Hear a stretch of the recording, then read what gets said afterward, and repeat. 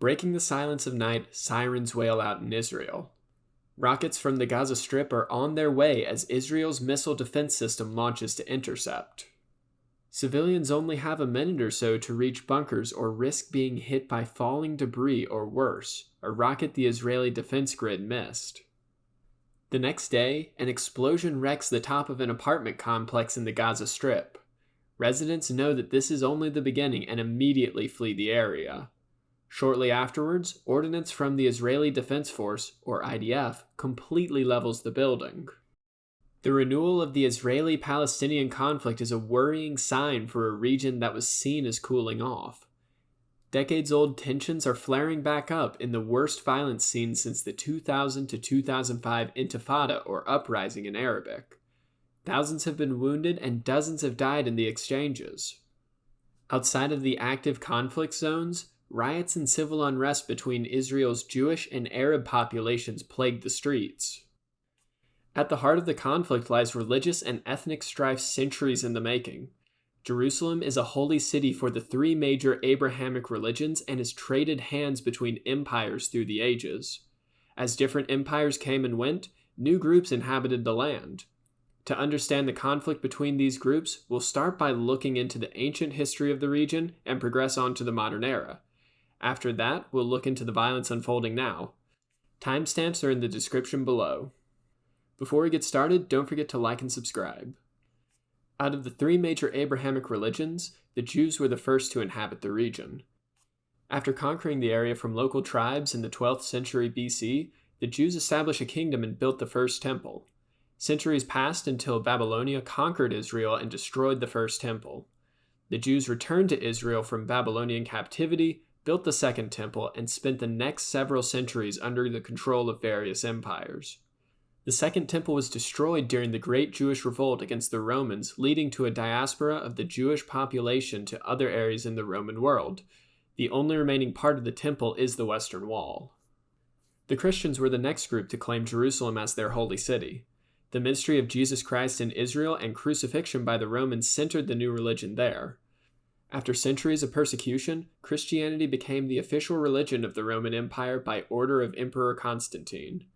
Israel remained in Roman and Byzantine hands until the year 637. The most recent religion to claim Jerusalem as a holy city is Islam. The site of the destroyed temple, also known as the Temple Mount, is believed by Muslims to be where the Prophet Muhammad ascended into heaven in 621. The first Arab caliphate conquered Jerusalem and built the Dome of the Rock on the Temple Mount. Muslims refer to this compound as the Noble Sanctuary. Now let's skip forward to the modern history of the region. By the late 19th century, the Jews were dispersed throughout Europe, the Middle East, and Africa. A new movement called Zionism emerged to advocate for a Jewish state for the dispersed population. In 1917, the British conquered Israel and surrounding territories from the Ottomans. In secret, the British and French signed the Sykes-Picot Agreement to divide up the former Ottoman lands. The agreement had disastrous consequences for the entire Middle East, and this is no exception. The artificial territorial divisions guaranteed various ethnic and religious groups would be in constant conflict with each other since it gave no consideration to the demographics in the region.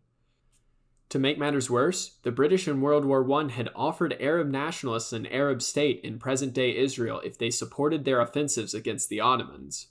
The British kept the territory as the British Mandate of Palestine, where tensions between religious and nationalist groups regularly sprung up. Zionism gained increasing support after the genocide of 6 million Jews by the Germans in World War II.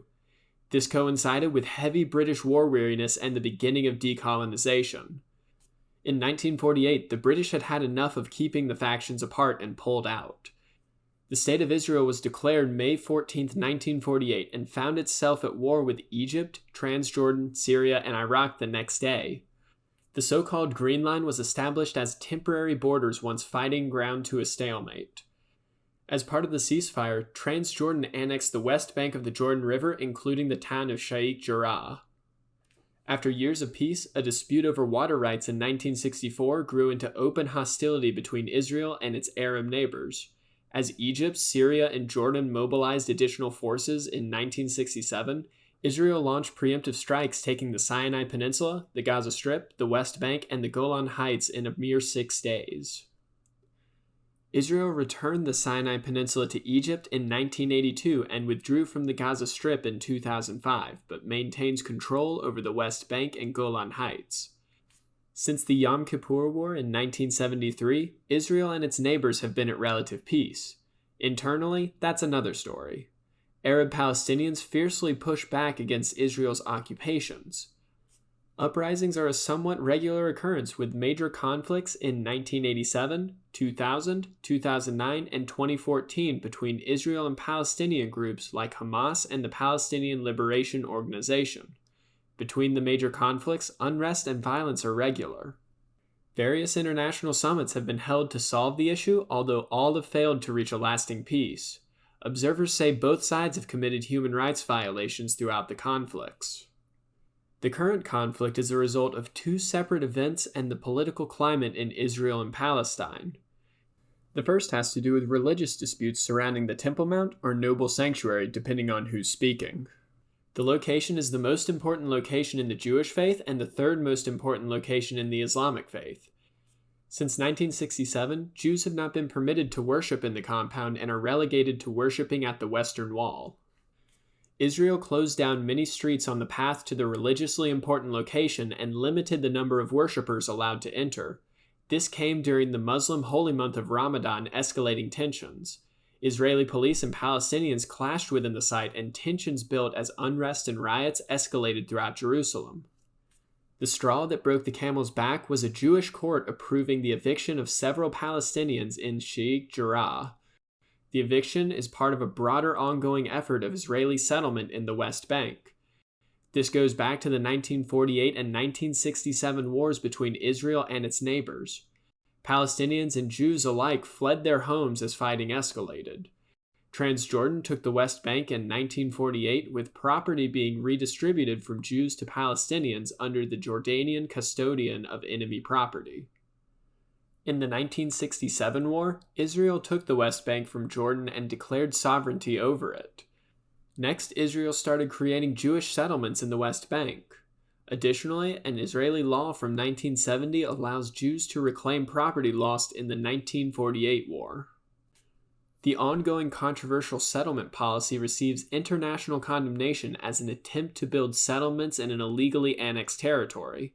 Israel defends the policy, saying it's the restoration of the rightful ownership of the West Bank. Underneath the entire conversation are the unkept promises of the British to Arab nationalists in the First World War and the Sykes-Picot Agreement. The specific case that started this round of conflicts has to do with several properties in Sheikh Jarrah. The properties in question were purchased by a Jewish community from Arab owners in 1875 under the Ottoman Empire.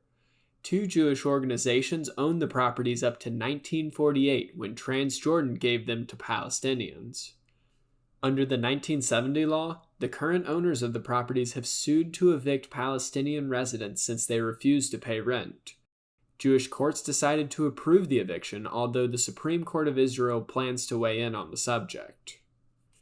There are also political tensions within Israel and Palestine. Israeli Prime Minister Benjamin Netanyahu's Likud party has been unable to form a coalition government since 2019. Several elections have been held with Netanyahu and rival Benny Gantz unable to form a majority coalition in the Israeli parliament, the Knesset. A strong response to Hamas could bolster Netanyahu's odds in the next election, considering Israelis have been in and out of bunkers for the last week.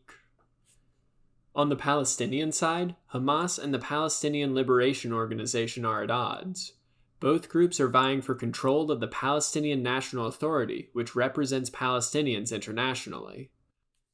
Elections were canceled by PLO Palestinian President Mahmoud Abbas, who is currently serving the 16th year of his 4-year term in office. Hamas could bolster its support by fighting against Israel.